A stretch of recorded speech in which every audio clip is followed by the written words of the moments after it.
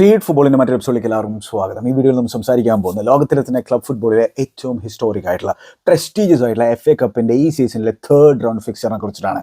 ആർസണലിൻ്റെ home ground ആയിട്ടുള്ള എമിറേറ്റ്സിൽ വെച്ച് നടന്നിരുന്ന ആ ഒരു ഡ്രമാറ്റിക് ഫിക്സറിനെ കുറിച്ചിട്ട് ആരൊക്കെ തമ്മിലായിരുന്നു ഏറ്റുമുട്ടിയിട്ടുണ്ടായിരുന്നത്. അതായത് ഇംഗ്ലീഷ് ലീഗിലെ 2 ജയൻറ്റുകളായിട്ടുള്ള ആർസണലും മാഞ്ചസ്റ്റർ യുണൈറ്റഡും തമ്മിൽ എമിറേറ്റ്സിൽ ആർസണലിൻ്റെ തട്ടകത്തിൽ ഏറ്റുമുട്ടിയപ്പോൾ നോർമൽ ടൈമും എക്സ്ട്രാ ടൈമും കഴിയുമ്പോഴും ഒരു കൺക്ലൂഷനിലേക്ക് എത്താൻ സാധിക്കുന്നില്ല, ഒരു വിന്നറിനെ കണ്ടെത്താൻ സാധിക്കുന്നില്ല. ഒടുവിൽ പെനാൽറ്റി ഷൂട്ടൗട്ട് വേണ്ടി വന്നു കാര്യങ്ങൾക്ക് ഒരു തീർപ്പ് കൽപ്പിക്കാനായിട്ട്. എന്നിട്ട് എന്താണ് സംഭവിച്ചത്?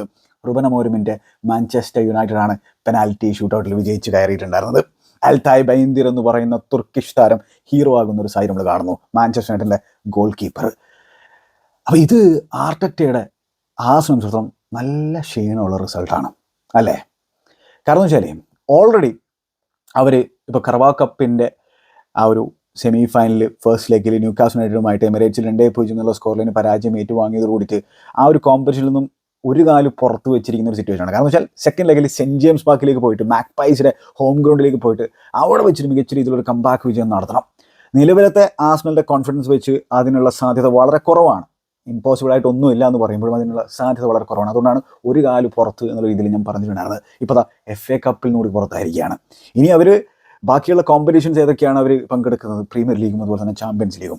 അപ്പോൾ അതിൽ തന്നെ കടുത്ത ആർസണൽ ആരാധകർക്ക് പോലും എനിക്ക് തോന്നുന്നില്ല അത്രയധികം കോൺഫിഡൻസ് ഉണ്ടാകും ആർസണൽ കൊണ്ട് ഈ സീസണിൽ പ്രീമിയർ ലീഗ് ടൈറ്റിലോ അല്ലെങ്കിൽ ചാമ്പ്യൻസ് ലീഗ് ടൈറ്റിലോ അടിക്കാൻ സാധിക്കും എന്നുള്ളത്. ഹോപ്പ് വെക്കാം, പ്രതീക്ഷ വെക്കാം, പ്രതീക്ഷയാണല്ലോ എല്ലാം. പക്ഷേ സാധ്യത വളരെ കുറവാണ്. അപ്പം മറ്റൊരു ട്രോഫിലെസ് സീസണിലേക്കാണോ ആർട്ടറ്റയുടെ ആർസണൽ പോകുന്നത്? അപ്പോൾ സീരിയസ് കോൺവെർസേഷൻ നമ്മൾ ആർട്ടറ്റയെക്കുറിച്ച് നടത്തേണ്ടതായിട്ടുണ്ട് എന്നുള്ളതാണ്. മികച്ച രീതിയിലുള്ള പ്രോഗ്രസ് അവർ ആർട്ടറ്റയുടെ കീഴിൽ നടത്തിയിട്ടുണ്ട്, ഇല്ലയെന്ന് പറയുന്നില്ല. പക്ഷേ ആർസണലിനെ ആ ഒരു അവസാന ലൈൻ ഉണ്ടല്ലോ, അത് കടത്താൻ പറ്റിയ തരത്തിലുള്ള ഒരു മാനേജറാണോ ആർട്ടറ്റ? അദ്ദേഹത്തിൻ്റെ ചില തീരുമാനങ്ങൾ, പ്രധാനമായിട്ടും ട്രാൻസ്ഫർ മാർക്കറ്റിലെടുത്തുള്ള ചില തീരുമാനങ്ങൾ ശരിയായിരുന്നു എന്നുള്ള തരത്തിലുള്ള സീരിയസ് കോൺവെർസേഷൻ ആകേണ്ട സമയമായിട്ടുള്ളതാണ്. അപ്പോൾ അത്തരത്തിൽ ഒരുപാട് ഹെഡ്ലൈനുകൾ സൃഷ്ടിക്കപ്പെട്ടുള്ള ഒരു മത്സരമാണ്. ഇപ്പോൾ റുബൻ അമോരിമിൻ്റെ ടീമിനെ സംബന്ധിച്ചിടത്തോളം ഗ്രേറ്റ് റിസൾട്ടാണ്. അവർ 4th റൗണ്ടിലേക്ക് കടന്നിരിക്കുകയാണ്. എറിക് ടെൻ ഹാഗിൻ്റെ കീഴിൽ കഴിഞ്ഞ സീസണിൽ അവർ ഈ കോമ്പറ്റീഷൻ വിൻ ചെയ്തതാണ്. ഇപ്പോൾ 4th റൗണ്ടിൽ അവർ ഏറ്റുമുട്ടാൻ പോകുന്നത് ലെസ്റ്റർ സിറ്റിയുമായിട്ടാണ്. ലെസ്റ്റർ സിറ്റിയുടെ മാനേജർ ആരാണ്? ഈ സീസണിൽ തന്നെ മാഞ്ചസ്റ്റർ യുണൈറ്റഡിൻ്റെ ഇൻറ്ററിം മാനേജറായിട്ടുള്ളത് റൂഡ് വാൻ നിസ്റ്റൽറോയി ആണ്. ഈ റൂഡ് വാൻ നിസ്റ്റൽറോയി ഓൾറെഡി ഒരു യുണൈറ്റഡ് ലെജൻഡാണ് നമുക്ക് എല്ലാവർക്കും അറിയാം. അപ്പോൾ അത്തരത്തിലൊരു നൊസ്റ്റാൾജി അടങ്ങുന്ന തരത്തിലൊരു ഫിക്സറാണ് മാഞ്ചസ്റ്റർ യുണൈറ്റഡിനെ കാത്തിരിക്കുന്നത് 4th റൗണ്ടിൽ. പിന്നെ മാത്രമല്ല എന്താണ്, മാഞ്ചസ്റ്റർ യുണൈറ്റഡിനെ വീണ്ടും ഒരു ടീമായിട്ട് നമുക്ക് കാണാൻ സാധിക്കുകയാണ്. അത്തരത്തിലുള്ള ഒരു ഹെഡ്ലൈൻ കൂടിയുണ്ട്. അതേപോലെ തന്നെ ആ ഒരു കോൺഫിഡൻസ് ഈ ടീമിൽ ഇൻസ്റ്റിൽ ചെയ്യാൻ വീണ്ടും റുബൻ അമോരിമിന് സാധിക്കുന്നുണ്ടെന്നുള്ളതാണ്. കാരണം റുബൻ അമോരിം ഈ ഒരു സീസണിൽ മാഞ്ചസ്റ്റർ യുണൈറ്റഡിലേക്ക് വരുന്ന സാഹചര്യത്തിൽ പാതാളത്തിലായിരുന്നു അവരുടെ കോൺഫിഡൻസ് ഉണ്ടായിരുന്നത്. വന്നതിന് ശേഷവും അവിടെ നിന്ന് പാതാളത്തിൽ നിന്ന് അവന്മാരെ വലിച്ചു കയറ്റിയെടുക്കാൻ ചങ്ങായി ഒരുപാട് പാടുപെടുന്നുണ്ട്. അതിൽ തന്നെ എന്താണ്, ഇവരിലേക്ക് പോയിട്ട് ബദ്ധവരികളായിട്ടുള്ള ഹൈ ഫ്ലൈയിങ് ആയിട്ടുള്ള ആർണി സ്ലോട്ടിൻ്റെ ലീഗ് ലീഡേഴ്സിൻ്റെ ഹോം ഗ്രൗണ്ടിലേക്ക് പോയിട്ട് മികച്ച രീതിയിലുള്ള പെർഫോമൻസ് പുൾ ഓഫ് ചെയ്യാൻ യുണൈറ്റഡിന് സാധിച്ചിട്ടുണ്ടായിരുന്നു. അവർ ടോപ്പ് ടു കോമ്പീറ്റ് ചെയ്തിട്ടുണ്ടായിരുന്നു ആർണി സ്ലോട്ടിൻ്റെ ടീമിനെതിരെ. എന്നിട്ടോ നല്ലൊരു റിസൾട്ടുമായിട്ടാണ് അവർ തിരിച്ചു വന്നിട്ടുണ്ടായിരുന്നത്. അവർ സമനിലയാണെങ്കിൽ പോലും. അതിനുശേഷം നടന്നിട്ടുണ്ടായിരുന്ന ഈ FA കപ്പ് മത്സരത്തിൽ മറ്റൊരു ടഫ് ഗ്രൗണ്ട് ആയിട്ടുള്ള എമിറേറ്റ്സിലേക്ക് പോകുന്നു. എന്നിട്ട് എന്താണ് സംഭവിച്ചത്? അവിടെ വെച്ച് ആർസണൽ പുറത്താക്കാനും സാധിച്ചിരിക്കുകയാണ്. അപ്പോൾ ഇതൊരു സൂചനയാണ് മാഞ്ചസ്റ്റർ യുണൈറ്റഡ് ആരാധകർക്ക് റുബൻ അമോരിമിൻ്റെ ഭാഗത്തുനിന്ന് കൊടുക്കുന്നതെന്നുള്ളതാണ്. അതായത് എന്താണ് ആ സൂചന? എന്നിൽ വിശ്വാസം അർപ്പിക്കാം, ഈ പ്രൊജക്റ്റിൽ നിങ്ങൾക്ക് വിശ്വാസം അർപ്പിക്കാം, തനിക്ക് പണി അറിയാം എന്നുള്ള സൂചനയാണ് കൊടുക്കുന്നത്. പണി തുടങ്ങിയിട്ടേ ഉള്ളൂ. അദ്ദേഹത്തിൻ്റെ ഒരു അസസ്മെൻറ്റ് പീരീഡാണിത്. ശരിയാണ്, അദ്ദേഹം വന്നതിന് ശേഷം അത്ര നല്ല റിസൾട്ടുകളൊന്നും സംഭവിച്ചില്ല. എത്തിഹാദിൽ ഒരു ഇൻക്രെഡിബിൾ വിക്ടറി കരസ്ഥമാക്കാൻ സാധിച്ചു. ആൻഫീൽഡ് നല്ലൊരു റിസൾട്ട്, ഇപ്പോൾ എമിറേറ്റ്സിൽ നല്ലൊരു റിസൾട്ട്. പക്ഷേ ഓവറോൾ അത്ര നല്ലൊരു സ്റ്റാർട്ടായിരുന്നില്ല മിഡ് സീസണിൽ അദ്ദേഹം വന്നുള്ളൊരു സിനാരിയോയിൽ. പക്ഷേ ഇതൊക്കെ സൂചനകളാണ്. ഈ സ്ക്വാഡിൽ എല്ലാവരും പാഴുകളൊന്നുമല്ല. ഈ സ്ക്വാഡിൽ തന്നെ അദ്ദേഹത്തിൻ്റെ കൂടെ പ്രൊജക്റ്റിൽ അദ്ദേഹത്തിന് കൂട്ടാൻ പറ്റുന്ന ആളുകളുണ്ട്. അപ്പോൾ ഒരു അസസ്മെൻറ്റ് പീരീഡാണ് അദ്ദേഹത്തെ സംബന്ധിച്ചിടത്തോളം. അപ്പോൾ കൃത്യമായിട്ടും അദ്ദേഹത്തിന് സമയം കൊടുത്തു കഴിഞ്ഞാൽ അദ്ദേഹം ഇവിടെ ഒരു മാറ്റം കൊണ്ടുവരുമെന്നുള്ളതിൻ്റെ സൂചനയാണ്. കൂടെ കൂടിക്കോ എന്നാണ് റുബൻ അമോരിം യുണൈറ്റഡ് ആരാധകരോട് പറയുന്നത്. ഇനി വേറൊരു കാര്യം അതെന്താണെന്ന് വെച്ചാൽ, ഈ മത്സരത്തിൻ്റെ കോൺടെക്സ്റ്റ് നമ്മൾ നോക്കിക്കഴിഞ്ഞാൽ, ഇനിയിപ്പോൾ അഥവാ ഈ മത്സരത്തിൻ്റെ ആ ഒരു പെനാൽറ്റി ഷൂട്ടൗട്ടിൽ മാഞ്ചസ്റ്റർ യുണൈറ്റഡ് തോറ്റു പുറത്തായി എന്ന് വെച്ചോ, അങ്ങനെയാണെങ്കിൽ പോലും മാഞ്ചസ്റ്റർ യുണൈറ്റഡിൻ്റെ ആരാധകർ ഒരാളും ഈ ടീമിനെതിരെ ഒന്നും പറയില്ലായിരുന്നു എന്നതാണ് എൻ്റെ ഒരു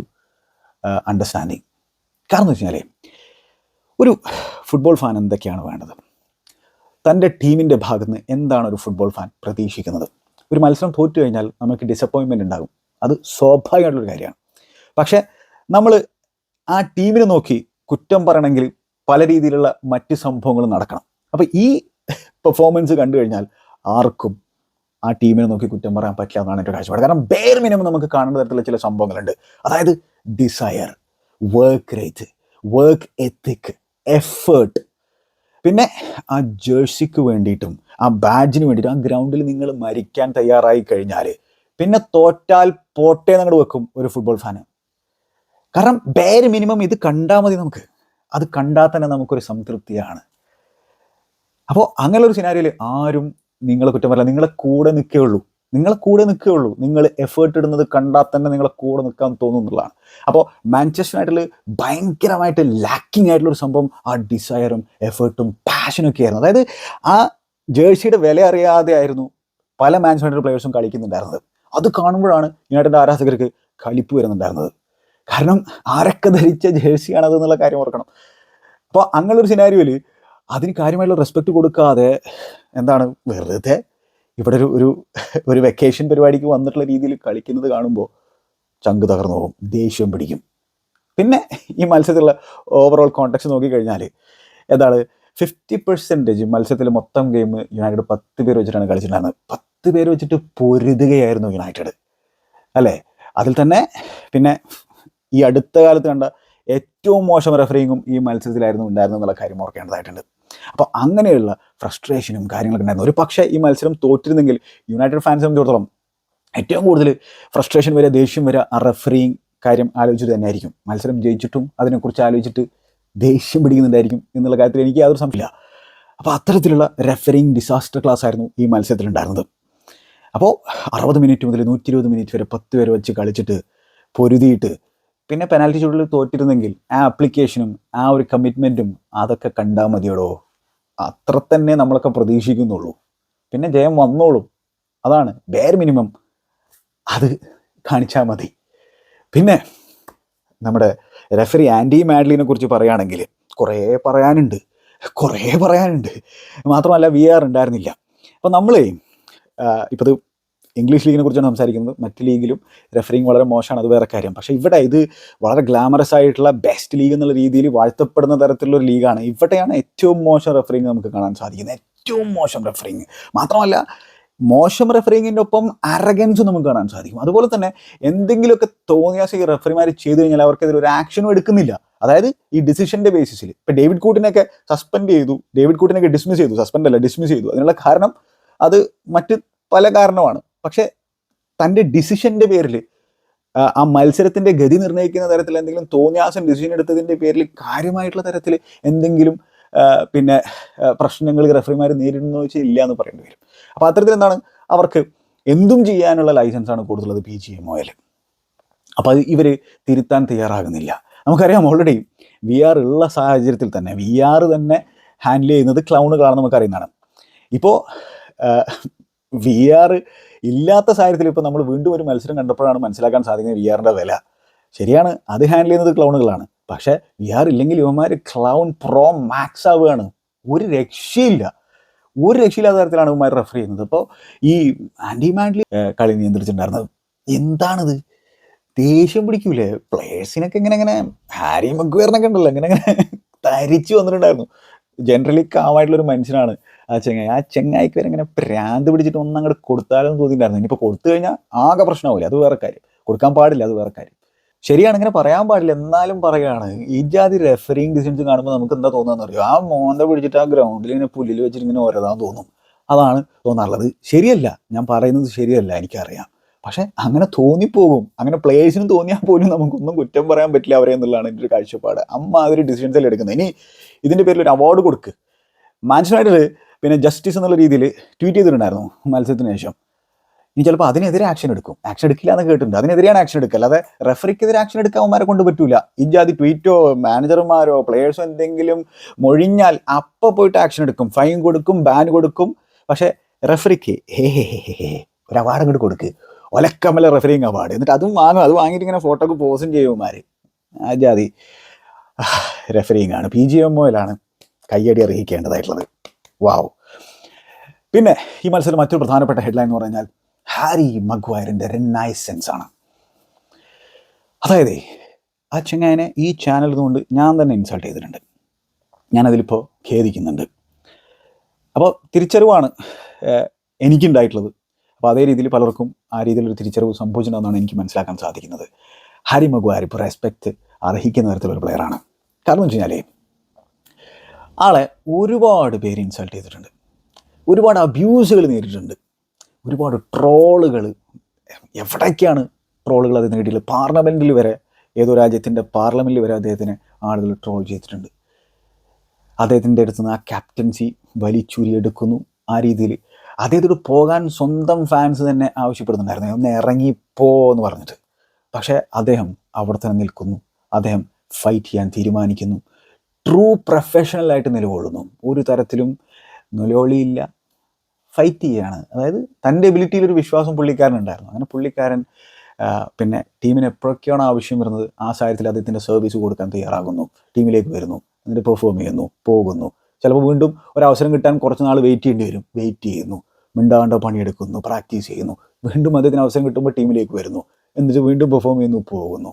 ഇപ്പോൾ ദാ റുബൻ അമോറിം അദ്ദേഹത്തിൻ്റെ ഈ ഒരു സിസ്റ്റത്തിൽ, ആ 3 at the back സിസ്റ്റത്തിൽ ആ സെൻറ്ററിൽ കളിക്കാൻ അനുയോജ്യനായിട്ടുള്ളൊരു പ്ലെയറാണ് മഗ്വയർ എന്നുള്ളത് മനസ്സിലാക്കുന്നു. അദ്ദേഹത്തെ കളിപ്പിക്കുന്നു, അദ്ദേഹത്തിൻ്റെ ഫാന്റാസ്റ്റിക് പെർഫോമൻസ് നമ്മൾ കണ്ടുകൊണ്ടിരിക്കുകയാണ്. ഇപ്പോൾ ഈ മത്സരത്തിലും ആൾ കിഡിലനായിട്ടാണ് പെർഫോം ചെയ്തിട്ടുള്ളത്. ഒരു മോൺസ്ട്രസ് പെർഫോമൻസ് ആണ്, ഒരു കൊളോസൽ മഗ്വയറാണ് നമുക്ക് കാണാൻ സാധിച്ചത്. ഡെലിറ്റും മികച്ച രീതിയിൽ അദ്ദേഹത്തിൻ്റെ കൂടെ കളിച്ചിട്ടുണ്ട്, ലിസാൻഡ്രോ മാർട്ടിനസ് മികച്ച രീതിയിൽ കളിച്ചിട്ടുണ്ട്. Box defending in general Manchester United great ആയിരുന്നു ഈ മത്സരത്തിൽ. അതിൽ തന്നെ ഹാരി മഗ്വയർ തന്നെയാണ് ഏറ്റവും കൂടുതൽ ക്രെഡിറ്റ് അർഹിക്കുന്ന തരത്തിലുള്ള പ്ലെയർ. ഡെലിറ്റിൻ്റെ ആ ഒരു ഗോൾ ലൈൻ ക്ലിയറൻസും കാര്യങ്ങളൊക്കെ ഫാന്റാസ്റ്റിക് ആയിരുന്നു. പക്ഷേ സ്റ്റിൽ മൊത്തത്തിൽ ആ ഡിഫൻസിനെ ഓർഗനൈസ് ചെയ്യാൻ മഗ്വയറിന് സാധിച്ചിട്ടുണ്ടായിരുന്നു. സ്റ്റാറ്റ്സ് നോക്കിക്കഴിഞ്ഞാൽ 11 ക്ലിയറൻസുകൾ ചങ്ങായി നടത്തിയിട്ടുണ്ടായിരുന്നു, 5 ബ്ലോക്കുകൾ നടത്തിയിട്ടുണ്ടായിരുന്നു, ഒരു ഇൻ്റർസെപ്ഷൻ, 2 ടാക്കിളുകൾ. പിന്നെ ഞാൻ പറഞ്ഞല്ലോ, അദ്ദേഹം മനോഹരമായിട്ട് ഓർഗനൈസ് ചെയ്തിട്ടുണ്ടായിരുന്നു. യുണൈറ്റഡ് സംബന്ധിച്ചിടത്തോളം ഒരു ടീമായിട്ട് ഡിഫെൻഡ് ചെയ്യേണ്ട തരത്തിലൊരു മത്സരമായിരുന്നു, പ്രത്യേകിച്ച് 10v11 കളിക്കുന്ന ഒരു സിനാരിയിൽ. മാത്രമല്ല തുടക്കം മുതൽ ആ ഒരു ഡിഫെൻഡ് ചെയ്ത് കൗണ്ടർ അറ്റാക്കിലൂടെ ത്രട്ടൺ ചെയ്യുക എന്നുള്ളൊരു പ്ലാനോട് കൂടി തന്നെയായിരുന്നു അവർ വന്നിട്ടുണ്ടായിരുന്നത്. അപ്പോൾ അതിന് നല്ല രീതിയിൽ ഡിഫെൻഡ് ചെയ്യണം. അത് മഗ്വയറിൻ്റെ നേതൃത്വത്തിൽ ഈ ടീം ചെയ്തിട്ടുണ്ടായിരുന്നു എന്നുള്ള കാര്യം ഓർക്കണം. മാത്രമല്ല മൊത്തത്തിൽ ആ ബാക്ക് 5 നല്ല രീതിയിൽ ഓർഗനൈസ് ചെയ്ത് തന്നെയാണ് കളിച്ചിട്ടുണ്ടായിരുന്നത്. അപ്പം മഗ്വയറിൻ്റെ റിനൈസൻസ് ഒരു ഹെഡ്ലൈൻ തന്നെയാണ്. പിന്നെ ബ്രൂണോ ഫെർണാണ്ടസിൻ്റെ ഇമ്പാക്റ്റ്. അദ്ദേഹം എത്തിഹാദിൽ ഗോളടിക്കുന്നു, ആൻഫീൽഡിൽ ഗോളടിക്കുന്നു, ഇപ്പോൾ ദാ എമിറേറ്റ്സിൽ ഗോളടിച്ചിരിക്കുകയാണ്. അപ്പോൾ റുബൻ അമോറിമിൻ്റെ ടീമിൽ അദ്ദേഹത്തിന് ഇടമുണ്ടോ എന്നുള്ള ചോദ്യത്തിൽ നിന്ന് അദ്ദേഹം ഇപ്പോൾ ബാക്ക് ടു ബാക്ക് മത്സരങ്ങളിൽ ടെറിഫിക് പെർഫോമൻസ് ഡെലിവറി എന്നാണ് നമ്മൾ കണ്ടുകൊണ്ടിരിക്കുന്നത്. ലോങ് ടേം ഫ്യൂച്ചർ അവിടെ ബ്രൂണോ ഫെർണാണ്ടസിന് ഉണ്ടോ എന്നുള്ളത് ഒരു വലിയ ചോദ്യചിഹ്നമാണ്. പക്ഷേ പ്രസൻറ്റിൽ അദ്ദേഹം ഡെലിവറി ചെയ്യുന്നുണ്ട്. ഒരു ക്യാപ്റ്റൻസ് പെർഫോമൻസ് ഇപ്പോൾ ആൻഫീൽഡിലാണെങ്കിലും ഈ മത്സരത്തിലാണെങ്കിലും അദ്ദേഹത്തിൻ്റെ ഭാഗം നമ്മൾ കണ്ടു. പെറ്റിലൻ്റായിട്ടുള്ള ബിഹേവിയർ ഈ മത്സരം അവിടെ ഇവിടെയൊക്കെ ആയിട്ടുണ്ടായിരുന്നു. പക്ഷേ അത് ആ റെഫറിയുടെ ഡെസിഷൻ കാണുമ്പോൾ പിന്നെ എന്താ ചെയ്യുക, അതുകൊണ്ടാണ് അത് സംഭവിച്ചിട്ടുണ്ടായിരുന്നു. പക്ഷേ ജനറലി അദ്ദേഹത്തിൻ്റെ നൊലോളി സ്വഭാവം ഉണ്ട്. പക്ഷേ ഇതിൽ അദ്ദേഹത്തിൻ്റെ ആ നൊലോളിയെ ഞാൻ എന്താ പറയുക, അതിനെ അനുകൂലിച്ചാണ് ഞാൻ സംസാരിക്കുന്നത്, അതിനെ ന്യായീകരിച്ചാണ് ഞാൻ സംസാരിക്കുന്നത്. കാരണം നൊലോളിച്ച് പോകും ആരായാലും, അമ്മാതിരി റെഫറിങ് ആയിരുന്നു. ആ ബൂട്ട് വലിച്ചെറിഞ്ഞുള്ള ഇൻസിഡൻറ്റ് അറിയില്ല നിങ്ങൾക്ക് ഫസ്റ്റ് ഹാഫിൽ സംഭവിച്ചിട്ടുള്ളത്. അതായത് ക്ലിയർ ആയിട്ട് ജെസൂസ് പുറകിൽ വന്നിട്ട് അദ്ദേഹത്തിനെ ഫൗൾ ചെയ്തിട്ടുണ്ട്. അതിൽ ജെസൂസിനാണ് ഇഞ്ചുറി പറ്റിയത്, അദ്ദേഹത്തിൻ്റെ ACL പ്രശ്നം സംഭവിച്ചിരിക്കുകയാണ്. നാസ്റ്റി ഇഞ്ചുറിയാണ്, Jesus out for the season എന്നുള്ള രീതിയിലൊക്കെയാണ് കേൾക്കുന്നത്. ആ നീ ഇഞ്ചുറി ജെസൂസിനെ സംബന്ധിച്ചോളം ബാഡ് ഇഞ്ചുറിയാണ്. പക്ഷേ അവിടെ ആ ഒരു സിനാരിയോയിൽ ഫൗള് യുണൈറ്റഡിന് കൊടുക്കുന്നില്ല, ക്ലിയർ ഫൗളാണ്. ബൂട്ട് വലിച്ചെറിയുന്നു ബ്രൂണോ ഫെർണാണ്ടസ് ഒരു തവണ, എന്നിട്ടെന്താണ് വീണ്ടും അദ്ദേഹം റെഫറിയുടെ അടുത്ത് പോയിട്ട് എന്താണ് ഫൗൾ തരാത്തതെന്ന് ചോദിക്കുമ്പോൾ വീണ്ടും ബൂട്ട് വലിച്ചെറിയുന്നു. ആ ഒരു സിനാരിയിൽ അദ്ദേഹത്തിന് യെല്ലോ കാർഡ് കൊടുക്കുന്ന സാഹചര്യം നമ്മൾ കണ്ടു. അപ്പോൾ അത്രയ്ക്ക് ദേഷ്യം ചങ്ങായിക്ക് വന്നിട്ടുണ്ടായിരുന്നു. ശരിയാണോ തെറ്റാണോ എന്നുള്ളത് മറ്റൊരു ദിവസം നമുക്ക് ചർച്ച ചെയ്യാം. എന്തായാലും അങ്ങനത്തെ സിനാരികൾ ഉണ്ടായിരുന്നെങ്കിൽ പോലും ബ്രൂണോ ഫെർണാണ്ടസിനെ സംബന്ധിച്ചിടത്തോളം മറ്റൊരു ക്ലാസ് പെർഫോമൻസ് ആണ് നമുക്ക് കാണാൻ സാധിച്ചിട്ടുണ്ടായിരുന്നത്. പിന്നെ ഞാൻ പറഞ്ഞല്ലോ, ഒരു ടീമായിട്ട് നമുക്ക് വീണ്ടും യുണൈറ്റഡിനെ കാണാൻ സാധിക്കുകയാണ്. അതുപോലെ ഉഗാർത്തയുടെ പെർഫോമൻസ് ഗ്രേറ്റ് പെർഫോമൻസ് ആണ്. കാരണം മിഡ്ഫീൽഡ് ലെഗ്സ് അത്യാവശ്യമാണ്. കാരണം പലപ്പോഴായിട്ട് ആ മിഡ്ഫീൽഡിൽ യുണൈറ്റഡ് ഔട്ട് നമ്പർ ചെയ്യപ്പെടുമായിരുന്നു. കാരണം ആർസണലിൻ്റെ ഈവൻ ഒരു ഫുൾ ബാക്ക് മിഡ്ഫീൽഡിലേക്ക് കയറിയിട്ട് യുണൈറ്റഡിനെതിരെ കൂടുതൽ നമ്പേഴ്സ് അവർക്ക് ഉണ്ടായിരുന്നു. അപ്പോൾ ആ ഒരു അവസരത്തിൽ ഉഗാർത്തയൊക്കെ നല്ല രീതിയിൽ പണിയെടുക്കേണ്ടി വന്നിട്ടുണ്ടായിരുന്നു. ഉഗാർത്തയും മെയിനും ബ്രൂണോ ഫെർണാണ്ടസും ഈവൻ ഗർണാച്ചയും എല്ലാവരും മികച്ച രീതിയിലുള്ള പണിയെടുത്തിട്ടുണ്ട്. അതിൽ ഈ ഉഗാർത്ത അമോറിമിൻ്റെ സിസ്റ്റത്തിന് പെർഫെക്റ്റ് ആയിട്ടുള്ള ഒരുത്തരാണ്. ഒരു രക്ഷയില്ലാത്തതിൻ്റെ ആ ഒരു എന്താ പറയുക, ബോൾ ഹണ്ട് ചെയ്യുന്ന രീതി. കാരണം അമരുവിൻ്റെ സിസ്റ്റത്തിൽ അങ്ങനെ ബോൾ ഹണ്ട് ചെയ്ത് വിൻ ചെയ്യണം ആ ഒരു ഹാഫ് എല്ലിൻ്റെ അടുത്തൊക്കെ. അതിന് എന്താ പറയുക, ഒരു പാക്കായിട്ടാണ് അവർ ഹണ്ട് ചെയ്യുക, ഒറ്റയ്ക്കല്ല. അപ്പോൾ അതിൻ്റെ കൂടെ ഏതൊരു ഹണ്ടിങ് പാക്കിലും അതിൻ്റെ മുമ്പിൽ നമുക്ക് ഉഗാർത്തിനെ കാണാൻ സാധിക്കുന്നുള്ള കാര്യം ഓർക്കണം. അതോടൊപ്പം തന്നെ ആർസണലിൻ്റെ ഭാഗത്ത് നമ്മൾ ചിന്തിക്കുമ്പോൾ ആർസണലിൻ്റെ ഗെയിമിനെ അനാലൈസ് ചെയ്യുന്ന സാഹചര്യത്തിൽ നമുക്ക് കൃത്യമായിട്ട് മനസ്സിലാക്കാൻ സാധിക്കും അവരുടെ പ്രശ്നം എവിടെയാണെന്നുള്ളത്. നമ്മൾ ന്യൂക്കാസിനെതിരെയുള്ള മത്സരത്തിൽ സംസാരിച്ചിട്ടുള്ള സംഭവം തന്നെയാണ്. എവിടെ സ്ട്രൈക്കർ മിസ്റ്റർ ആർട്ടറ്റ, എവിടെ?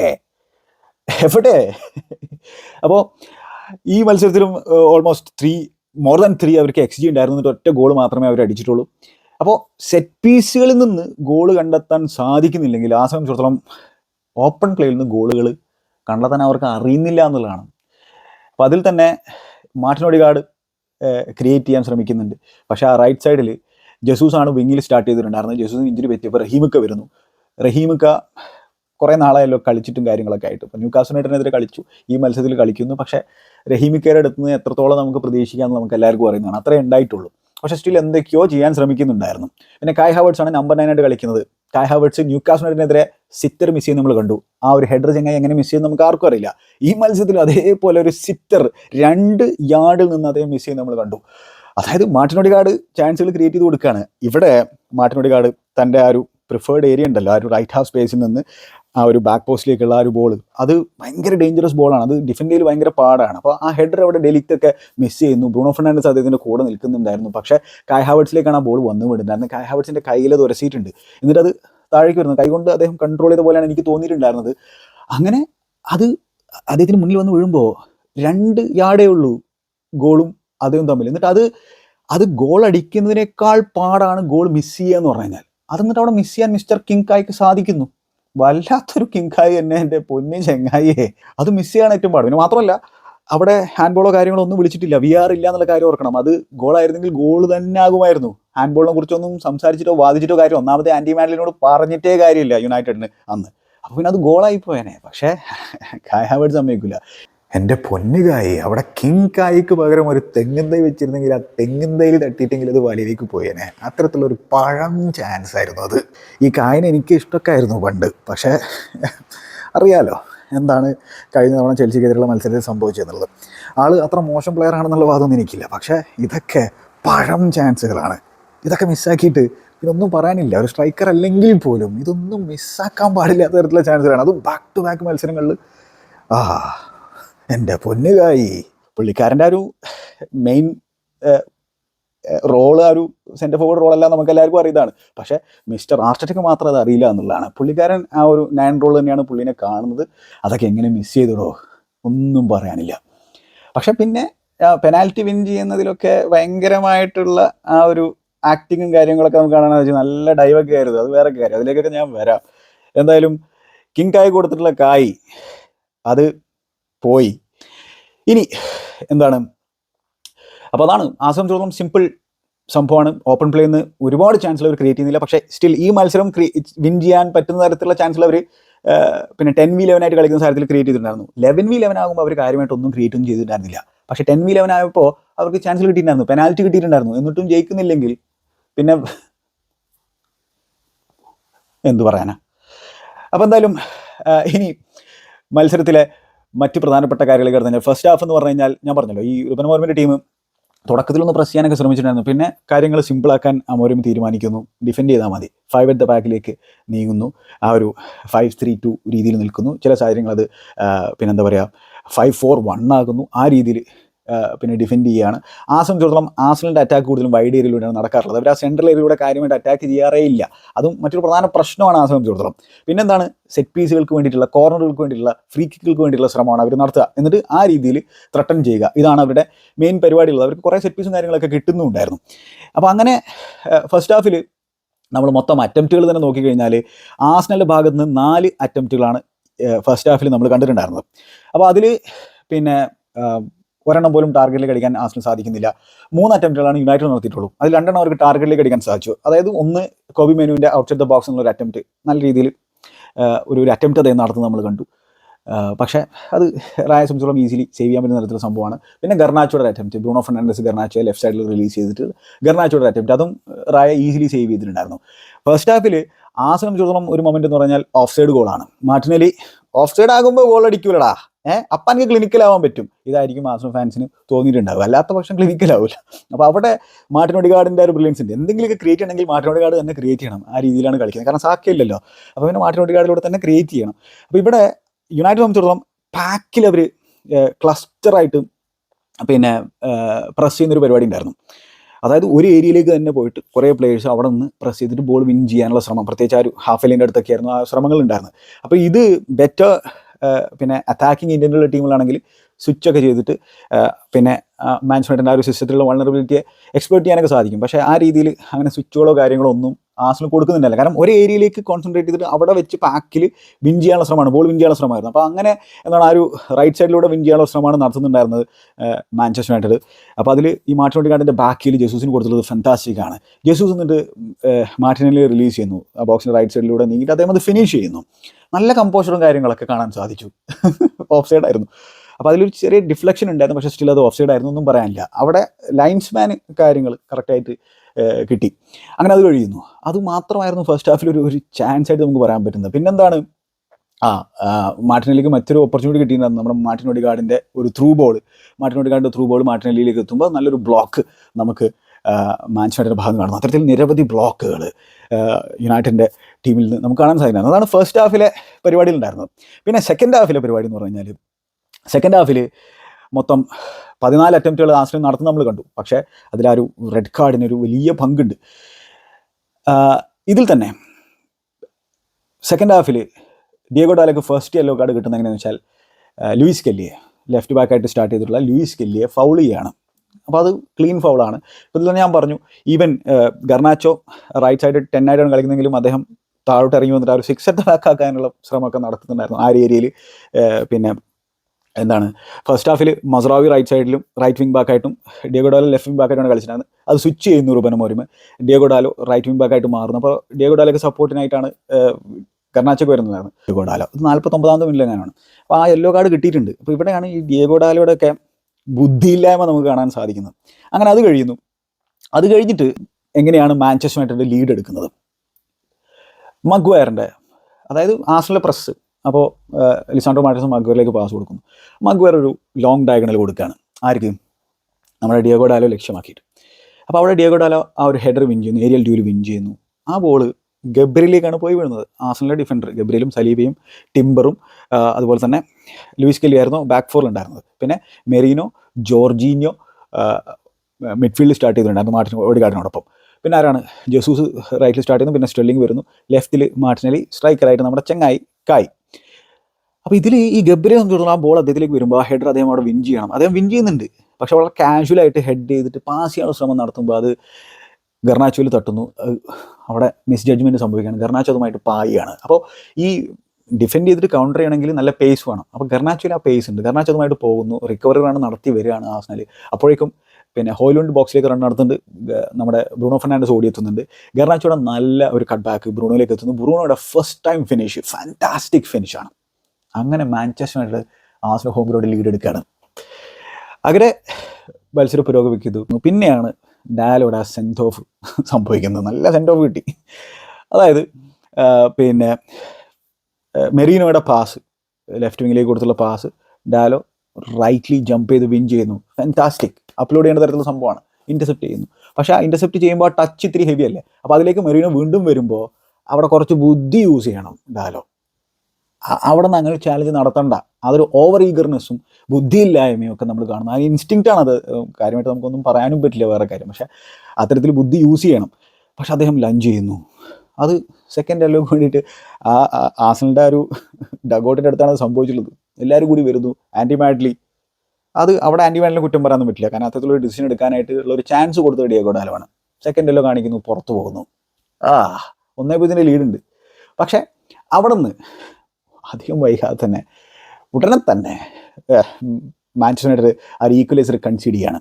അപ്പോൾ എന്താണ്, ഫ്രീ കിക്ക് എടുക്കുകയാണ്. എന്നതിന് ശേഷം അത് ലെഫ്റ്റ് വിങ്ങിലേക്ക് എത്തുന്നു. മാർട്ടിനെല്ലി ബോക്സിലേക്ക് ഒരു ക്രോസ് കൊടുക്കുന്നു. നമ്മുടെ അൽതായ് ബെയിന്ദർ ആണ് സ്റ്റാർട്ട് ചെയ്തിട്ടുണ്ടായിരുന്നു, തുർക്കിഷ് കീപ്പർ. ഒനാനെയല്ല സ്റ്റാർട്ട് ചെയ്യിപ്പിച്ചിട്ടുണ്ടായിരുന്നു. എറിക് ടെൻ ഹാഗ് ബെയിന്ദറിനോട് പറഞ്ഞിട്ടുണ്ടായിരുന്നു സീസണിൻ്റെ തുടക്കത്തിൽ തന്നെ കപ്പ് ഗെയിംസിൽ നീ ആയിരിക്കും സ്റ്റാർട്ട് ചെയ്യാന്നുള്ളത്. അപ്പോൾ അതേ പാത തന്നെ റൂബൻ അമോറിമും പിന്തുടരുന്നു. ബെയിന്ദറിൻ്റെ പഞ്ച് അത്ര നല്ലൊരു പഞ്ചല്ല. അത് പഞ്ച് ചെയ്ത് നേരെ കുത്തനെ മേലേക്ക് പോയി. അപ്പോൾ അത് മെയിനൂല് തട്ടിയിട്ട് താഴെ വീഴുന്ന ഒരു വോളി അറ്റംപ്റ്റ് നടത്തുന്ന ആരാന്നറിയോ? ബോക്സിന് റൈറ്റ് സൈഡിൽ നിൽക്കുന്ന ഗബ്രിയേലാണ്. ഗബ്രിയലിൻ്റെ വോളി അറ്റംപ്റ്റ് നല്ലൊരു അറ്റംപ്റ്റാണ്, സ്ലൈറ്റ് ഡിഫ്ലക്ഷനായിട്ട് ഗോളായി മാറുന്നു. ഗ്രേറ്റ് റെസ്പോൺസ് ആസനൽ നേടാൻ സാധിക്കും. അപ്പോൾ ആസനൽ ഫാൻസൊക്കെ വിചാരിച്ചിട്ടുണ്ടാവും ഇനി നമ്മൾ ജയിച്ചോളൂ എന്നുള്ളത്, കാരണം 10 പേരല്ലേ ഉള്ളൂ. പക്ഷേ ഇവിടെയാണ് മാഞ്ചസ്റ്റർ യുണൈറ്റഡിൻ്റെ ആ ഗ്രിറ്റും റെസിലിയൻസും റെലൻലെസ് നേച്ചറും നമുക്ക് അതിനുശേഷം കാണാൻ സാധിച്ചിട്ടുണ്ടായിരുന്നത്. പക്ഷേ ഉടനെ തന്നെ അവർ പെനാൽറ്റി കൺസീഡ് ചെയ്യുകയാണ് മാഞ്ചസ്റ്റർ യുണൈറ്റഡ്. അതിൽ തന്നെ റഹീമിക്ക ആദ്യം ഒന്ന് റൈറ്റ് സൈഡിൽ നിന്ന് കട്ടിങ് സൈഡിൽ ഡ്രൈവ് ചെയ്തിട്ട് കുറേ ആൾക്കാരെ മറികടന്നിട്ട് പോകാനുള്ള ശ്രമം നടന്നു. മസ്റാവി ഡിഫെൻഡ് ചെയ്യുന്നു. വീണ്ടും കായ് ഹാവർട്സ് പുറകിലേക്ക് ഒന്ന് ഡ്രോപ്പ് ചെയ്ത് വന്നിട്ട് ആ ബോൾ റഹീമിക്ക തന്നെ കൊടുക്കുന്നു. റഹീമിക്ക വീണ്ടും റൈറ്റ് നിന്ന് കട്ടിങ് സൈഡ് ചെയ്തിട്ട് വരുന്നു. കായ് ഹാവർട്സിൻ്റെ ബോക്സിലേക്കുള്ള റണ്ണ് നല്ലതായിരുന്നു. കായ് ഹാവർട്സിലേക്ക് ആ പാസ് കൊടുക്കുന്നു റഹീമിക്ക. പിന്നെ കായ് ഹാവർട്സിൻ്റെ മാസ്റ്റർ ക്ലാസ്സാണ് നമുക്ക് കാണാൻ സാധിച്ചത്. അതായത് മഗ്വയർ അദ്ദേഹത്തിൻ്റെ ഷർട്ട് ഒന്ന് ജസ്റ്റ് ഒന്ന് പിടിക്കുന്നുണ്ട്. പിന്നെ കായ് ഹാവർട്സ് ആ ടച്ച് നല്ലതാണ്, മഗ്വയറിനെ മറികടന്ന് പോകാനുള്ള ടച്ച്. അപ്പോഴേക്കും ലിസാൻഡ്രോ മാർട്ടിനസ് വരുന്നുണ്ട്, അത് ക്ലിയർ ചെയ്യും, അത് വേറെ കാര്യം. പുള്ളിക്കാരൻ ക്ലിയറും ചെയ്തു. കായ് ഹാവർട്സ് മഗ്വയറിൻ്റെ റൈറ്റിലേക്ക് നീങ്ങുന്നു. എന്നിട്ട് മഗ്വയറിൽ കോൺടാക്ട് ഉണ്ടാക്കിയിട്ട് വീഴാണ്. വളരെ സ്ലൈറ്റ് ആയിട്ടുള്ള കോൺടാക്ട് ഈ ചങ്ങായി ഉണ്ടാക്കിയതാണ്, അല്ലാതെ മഗ്വയർ ഉണ്ടാക്കിയതല്ല, കായ് ഉണ്ടാക്കിയതാണ്. മാഡ്ലി അത് കണ്ടപ്പോൾ മതി മതി മതി പെനാൽറ്റി. മഗ്വയറിന് ഇങ്ങോട്ട് കലി വന്നു. അപ്പോൾ ആ കലി വന്നിട്ട് പുള്ളിക്കാരൻ റെഫറിയോട് എന്തൊക്കെയോ പറയുന്നു, കായ് ഹാവർട്സിനോട് എന്തൊക്കെയോ പറയുന്നു. ഇത് മൊത്തം ആ ടീമിൻ്റെ എന്താ പറയുക ദേഷ്യവും അവരെല്ലാ ഫ്രസ്ട്രേഷനും കാര്യങ്ങളൊക്കെ മാഞ്ചസ്റ്റർ യുണൈറ്റഡ് പ്ലേയേഴ്സിൽ നമുക്ക് കാണാൻ സാധിക്കും. പിന്നെ മാത്രമല്ല അവിടെ ആ ഒരു ടുഗദർനെസ് നമുക്ക് യുണൈറ്റഡിൻ്റെ പ്ലേയേഴ്സിന് കാണാൻ സാധിച്ചു. വേറൊരു സംഭവം ഇത് കണ്ടപ്പോൾ എനിക്ക് ഓർമ്മ എന്ന് വെച്ചാൽ, ഈ മാഞ്ചസ്റ്റർ യുണൈറ്റഡ് ആർസണൽ റൈവൽറി ഈ 90കളുടെ അവസാനം 2000ൻ്റെ തുടക്കത്തിലൊക്കെ ഭീകരമായിരുന്നു. ആർസൻ വെങ്കർ ഫെർഗുസൺ എറയിൽ അത് തന്നെ ടണലിൽ നിന്ന് തുടങ്ങും ഇവന്മാരുടെ ഈ റൈവൽറി എന്ന് പറഞ്ഞു കഴിഞ്ഞാൽ. റോയ് കീൻ, വിയേര എന്നൊക്കെ പറഞ്ഞു കഴിഞ്ഞാൽ അത് ടണലിലും അടി ഉണ്ടാകും, പുറത്തും അടി ഉണ്ടാകും, അതായത് ഗ്രൗണ്ടിലും അടി ഉണ്ടാകും. അത്തരത്തിലുള്ള റൈവൽറിയും കാര്യങ്ങളൊക്കെ ഉണ്ടായിരുന്നു. അപ്പോൾ അതിൻ്റെ ചെറിയ തോതിലുള്ള ആ ഒരു റിസംബ്ലൻസ് എനിക്ക് ആ ഒരു അവസരത്തിൽ കാണാൻ സാധിച്ചു. കാരണം ഇതൊരു ആർസണൽ യുണൈറ്റഡ് റൈവൽറി ഒരു ഭയങ്കര റൈവൽറി ആയിരുന്നു പ്രീമിയർ ലീഗ് എറയിൽ. പിന്നെ ഇടയ്ക്ക് വെച്ചിട്ട് അത് കാണാണ്ടായിപ്പോയി. പക്ഷേ അവിടെ പിന്നെ ഫൈറ്റ് നമ്മൾ കണ്ടപ്പോൾ വിയാറുണ്ടായിരുന്നെങ്കിൽ അവർക്കൊക്കെ റെഡ് കാർഡ് കിട്ടുന്നുള്ള ഒരു പിടുത്തമില്ല. അവിടെ എന്താണ് കായ് ഹാവർട്സിൻ്റെ അടുത്തേക്ക് ഉഗാർത്തെ പോയിട്ടുള്ള രീതി, കായ് ഹാവർട്സ് ഉഗാർത്തയെ കയറി പിടിക്കുന്നുണ്ട്, കഴുത്തിൽ കയറി പിടിക്കുന്നുണ്ട്. പിന്നെ ഉഗാർത്തയും കായ് ഹാവർട്സും തമ്മിൽ കൊമ്പ് കോർക്കുകയാണ്, തല വെച്ച് മുട്ടലുണ്ടല്ലോ, ആടുകൾ മുട്ടുന്ന പോലെ. അപ്പോൾ ആ രീതിയിൽ ഹെഡ് ബട്ട് ചെയ്തു എന്നുള്ള രീതിയിൽ കായ് ഹാവർട്സ് താഴേക്ക് വീഴുന്നു. മൊത്തം എന്താ പറയുക അടിപിടി കലപില. അപ്പോൾ അങ്ങനെ. പക്ഷേ റെഫറി പെനാൽറ്റി ഓൾറെഡി കൊടുത്തിട്ടുണ്ട്. പിന്നെ മാത്രമല്ല മാർട്ടിൻ ഓഡിഗാർഡ് ഇതിലൊന്നും നിൽക്കാതെ, കാരണം പെനാൽറ്റി എടുക്കാൻ പോകുന്ന ആളല്ലേ, ഇതൊന്നും നിൽക്കാതെ മാറി നിൽക്കുന്നത് ഗബ്രിയേൽ അദ്ദേഹത്തെ പ്രൊട്ടക്ട് ചെയ്യാനുള്ള ശ്രമങ്ങളും കാര്യങ്ങളൊക്കെ നടത്തുന്നുണ്ട്. അപ്പോൾ വിആർ ഉണ്ടായിരുന്നെങ്കിൽ ചിലപ്പോൾ രണ്ടിനും റെഡ് കാർഡ് കിട്ടേണ്ട സിനാരിയോ ഒക്കെ ഉണ്ടായിരുന്നു. എന്തായാലും വിആർ ഇല്ലാതുള്ള രണ്ടുപേർക്കും അറിയായിരുന്നു, അത് വേറെ കാര്യം. അപ്പം മൊത്തത്തിൽ ഇവൻ ഗർണാച്ചിയും അതിലിടപെട്ടിട്ടുണ്ടായിരുന്നു. അപ്പോൾ ആ ഒരു ടുഗദർനെസ്സും ടീമിന് വേണ്ടി ടീംമേറ്റ്സിന് വേണ്ടി ഫൈറ്റ് ചെയ്യുന്ന യുണൈറ്റഡ് നമുക്ക് കാണാൻ സാധിച്ചു. അത് യുണൈറ്റഡ് ഫാൻസിനും ഭയങ്കര എന്താ പറയുക തരിപ്പ് കൊടുത്തിട്ടുള്ള ഒരു മൊമെൻ്റ് ആയിരിക്കും എന്നാണ് എനിക്ക് തോന്നുന്നത്. അപ്പോൾ എന്തായാലും പ്രഷർ കുക്കർ സിറ്റുവേഷനാണ്, പെനാൽറ്റി എടുക്കാൻ വരികയാണ് മാർട്ടിൻ ഓഡിഗാർഡ്. ബെയിൻദീറിനെ സംബന്ധിച്ചോളം അതുവരെ നല്ല ഗെയിമൊന്നുമല്ല, അദ്ദേഹത്തിന് ഗോൾ കിക്കൊക്കെ എവിടേക്കോ പോകുമായിരുന്നു, അദ്ദേഹം കിക്ക് ചെയ്യുന്നതൊക്കെ ത്രോയിനിലേക്കും പുറത്തേക്കൊക്കെ പോകുന്ന സിനാരിയോ ഉണ്ടായിരുന്നത്.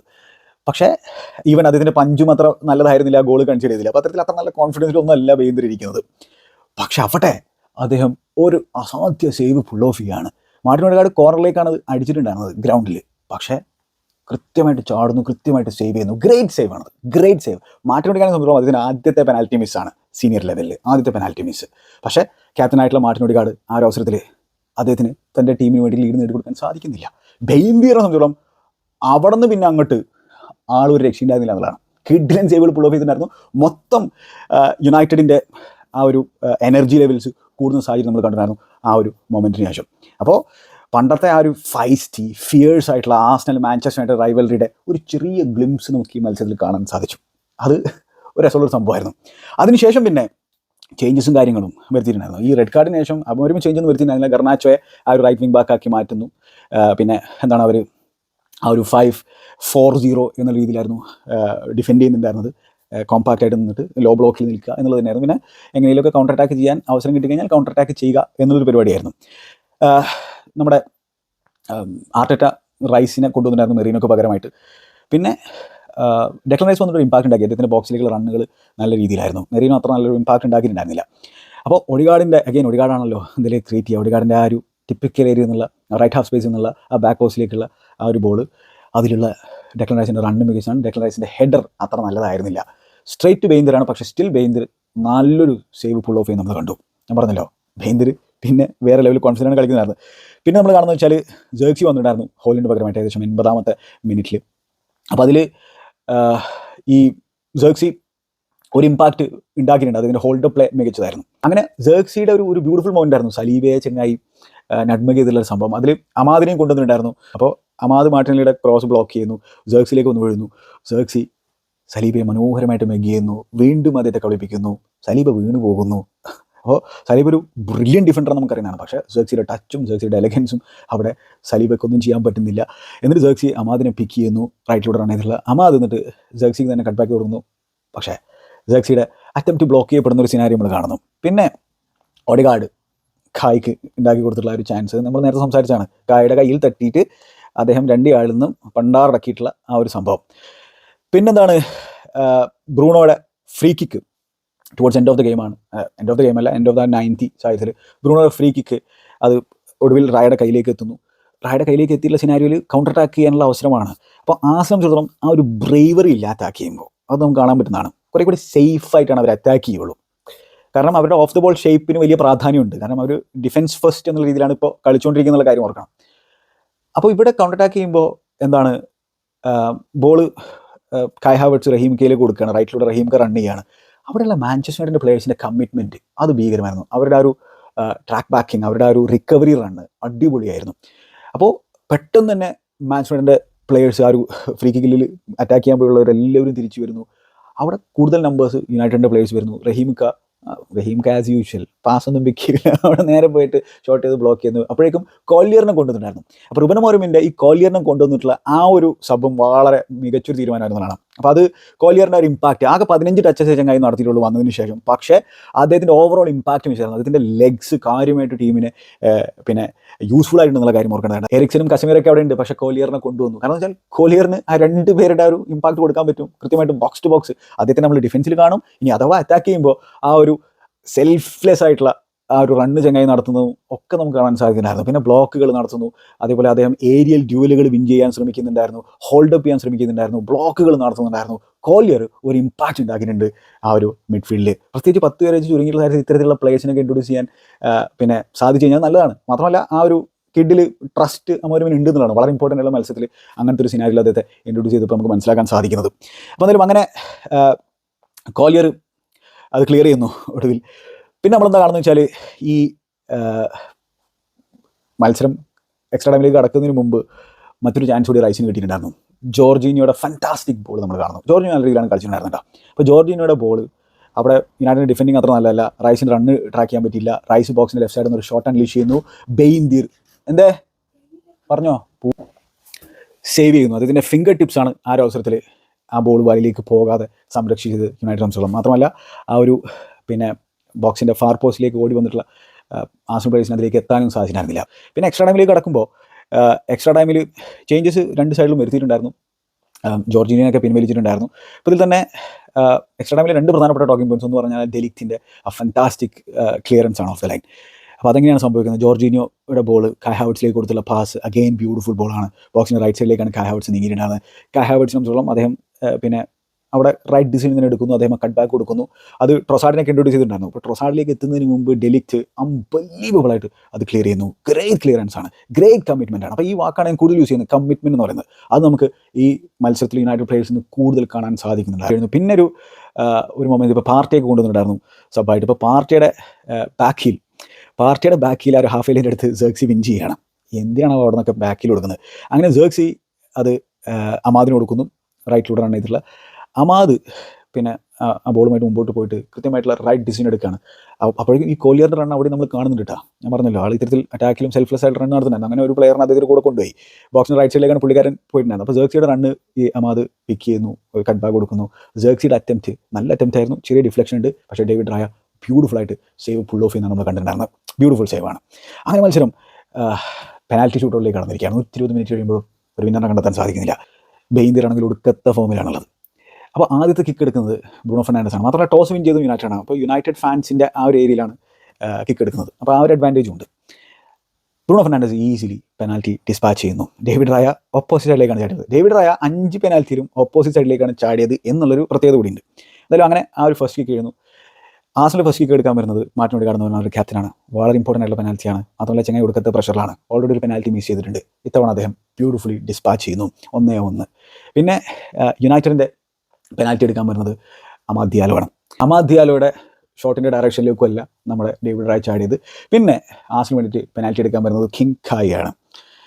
അപ്പോൾ കായ് ഹാവർട്സ് ഓൾറെഡി 2 വാരകളിൽ മിസ് ചെയ്തിട്ടുള്ളൊരു ചങ്ങായിയാണ്. അദ്ദേഹം പെനാൽറ്റി എടുക്കാൻ വരുന്നു. മോശമില്ലാത്തൊരു പെനാൽറ്റിയാണ് അദ്ദേഹം എടുത്തിട്ടുണ്ടായിരുന്നത്. ഗ്രൗണ്ടിൽ ആ കോർണറിലേക്ക് മാർട്ടിൻ ഓഡിഗാർഡ് അടിച്ച് പോലെ അടിക്കാൻ ശ്രമിക്കുന്നു. പക്ഷേ ബെയിന്തിർ സേവ് ചെയ്യുന്നു. ഗ്രേറ്റ് സേവാണ് ബെയിന്തിർ പുൾ ഓഫ് ചെയ്തിട്ടുള്ളത്. Advantage Manchester United. പിന്നെ ലെനി യോറോ യങ് ഫുട്ബോളറാണ്. സബ്ബായിട്ട് വന്നിട്ടുള്ള ലെനി യോറോ ആ പെനാൽറ്റി എടുക്കാനുള്ള ഒരു ഗട്ട്സ് കാണിക്കുന്നു. അദ്ദേഹം മനോഹരമായിട്ട് ഡിസ്പാച്ച് ചെയ്യുന്നു. ഡേവിഡ് റായ അഗെയിൻ ഓപ്പോസിറ്റ് ഡയറക്ഷനിലേക്ക് ചാടുന്നു. പിന്നെ ഡെക്ലൻ റൈസിൻ്റെ പെനാൽറ്റി നല്ല പെനാൽറ്റി ആയിരുന്നു. ലിസാൻഡ്രോ മാർട്ടിൻസിൻ്റെ penalty cool composed penalty, world cup വിന്നറാണ്. അങ്ങനെ പിന്നെ തോമസ് പാർട്ടി അദ്ദേഹത്തിൻ്റെ പെനാൽറ്റി അദ്ദേഹം കൺവേർട്ട് ചെയ്യുന്നു. ഇനി ഏറ്റവും ഇമ്പോർട്ടൻ്റ് ആയിട്ടുള്ള പെനാൽറ്റിയാണ്. ജോഷുവ സെർക്സിയാണ് 5ാമത്തെ പെനാൽറ്റി എടുക്കാൻ വരുന്നത്. അതിന് ചെറിയ ഗട്ട്സ് ഒന്നും പോരാ. കാരണം ജോഷുവ സെർക്സിയെ ന്യൂക്കാസിൽ യുണൈറ്റഡിനെതിരെയുള്ള മത്സരത്തിൽ പിൻവലിക്കുന്ന സാഹചര്യത്തിൽ സ്വന്തം ആരാധകർ ബൂ ചെയ്തിട്ടുണ്ട്. അതൊരു പ്ലെയറിൻ്റെ കോൺഫിഡൻസ് എത്രത്തോളം തല്ലിക്കെടുത്തു എന്നുള്ളത് ഞാൻ പറയേണ്ട കാര്യമൊന്നുമില്ലല്ലോ. നിങ്ങൾക്ക് എല്ലാവർക്കും മനസ്സിലാക്കുന്ന സംഭവമാണ്. അപ്പോൾ അങ്ങനെ ഒരു സിനാരിയിൽ നിന്ന് ഇപ്പോൾ ടീമിൻ്റെ ഏറ്റവും ഇമ്പോർട്ടൻ്റ് ആയിട്ടുള്ള പെനാൽറ്റി എടുക്കാൻ വരുന്നു. ഈ പെനാൽറ്റി ഗോളാക്കി കഴിഞ്ഞാൽ മാഞ്ചസ്റ്റർ യുണൈറ്റഡിനെ അടുത്ത റൗണ്ടിലേക്ക് കൊണ്ടെത്തിക്കാൻ സാധിക്കും. ഏറ്റവും ഇമ്പോർട്ടൻ്റ് ആയിട്ടുള്ള പെനാൽറ്റി. അദ്ദേഹം അത് എടുക്കാനുള്ള ഗട്ട്സ് കാണിക്കുന്നു. അതിന് ഒരു കൈയടി കൊടുത്തേ മതിയാകുള്ളൂ. സെർക്സി വരുന്നു. സെർക്സി പെനാൽറ്റി കൺവേർട്ട് ചെയ്യുന്നു. റായ വീണ്ടും ഓപ്പോസിറ്റ് ഡയറക്ഷനിലേക്ക് തന്നെ ചാടുന്നു. ഇതിനുശേഷം ബായ് ബായ് പറയുകയാണ് സെർക്സി. എന്നിട്ട് ബായ് ബായ് പറഞ്ഞാണോ ഹായ് പറഞ്ഞാണോ അത് കൃത്യമായിട്ട് എനിക്കറിയില്ല. എന്തായാലും പിന്നെ അദ്ദേഹത്തിൻ്റെ യൂഷ്വൽ സെലിബ്രേഷൻ കാര്യങ്ങളൊക്കെ നടത്തിയിട്ട് മാഞ്ചസ്റ്റർ യുണൈറ്റഡ് അടുത്ത റൗണ്ടിലേക്ക് പോകുന്നു. ആർട്ടറ്റയുടെ ടീമിനെ സംബന്ധിച്ചിടത്തോളം സെയിം ഓൾഡ് പ്രശ്നം തന്നെ.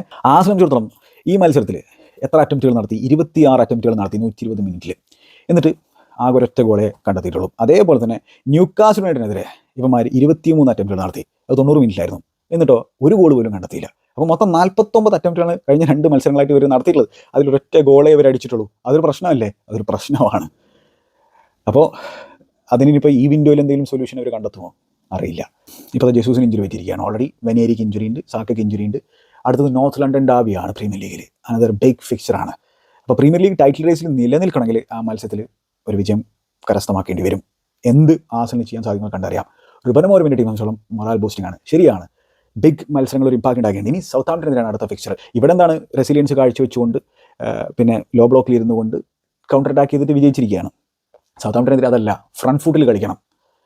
ഫ്രണ്ട് ഫുട്ടിൽ കളിച്ചുകൊണ്ട് വിജയിക്കാൻ സാധിക്കുമോ ഈ ടീമിന് എന്നുള്ളത് കണ്ടറിയാം. സൗത്താംപ്ടൺ റോക്ക് ബോട്ടം ഇരിക്കുന്ന സൈഡാണ്. ഏറ്റവും ലീഗിലെ മോശം സൈഡാണ്. സൗത്താംപ്ടനെതിരെ വിജയം അനിവാര്യമാണ് യുണൈറ്റഡ് സംബന്ധിച്ചോളം ടേബിളിൽ ക്ലൈംബ് അപ്പ് ചെയ്യാൻ എന്നുള്ളതാണ് എൻ്റെ കാഴ്ചപ്പാട്. നിങ്ങളുടെ അഭിപ്രായങ്ങൾ എന്തായാലും കമൻറ്റ് ബോക്സിൽ രേഖപ്പെടുത്തുക. മറ്റേ അധ്യായത്തിൽ നമുക്ക് വീണ്ടും കാണാം. Good bye.